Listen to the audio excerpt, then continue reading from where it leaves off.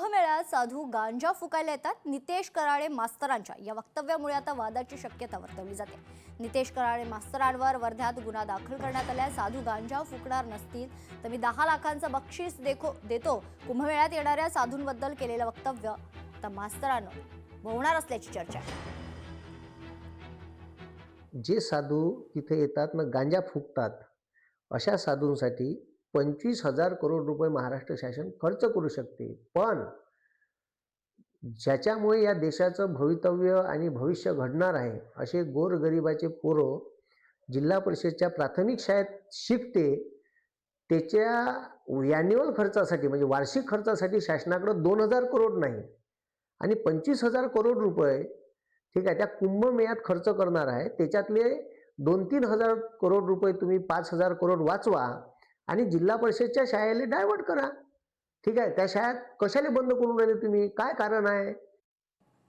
चाळीसगाव मधील एक 9 वर्षीय चिमुकली बेपत्ता झाल्याची माहिती समोर येते. शाळेतून घरी परतत असताना बेपत्ता झाल्याची माहिती.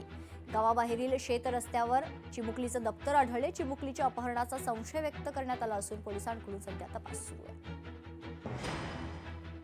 सकाळी 10 वाजता शाळेमध्ये गेली ती.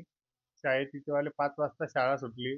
माझे 2 मुलं शाळेतून घरी आले. ती घरीच आली नाही म्हणून तिचा शोध मी लगेच 5 वाजता तिला शाळेकडे बघायला गेलो. मग शाळेकडे बघायला गेल्यानंतर तिला मी पूर्ण गाव शोधलं, तरी ती मला कुठेच आढळून आली नाही.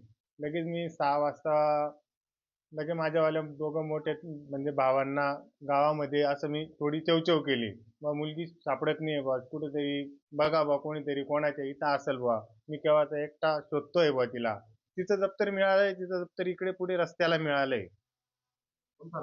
करगाव रस्त्यापासून मध्ये एक शेताचा रस्ता आहे, त्या रस्त्याला मिळालंय ते. पण माझी मागणी एवढीच आहे की माझी मुलगी जी आपण अवस्थेत आहे त्या अवस्थेत पोलिसांनी लवकर तिचा शोध घेऊन आमची मुलगी आमच्यापर्यंत परत करावी.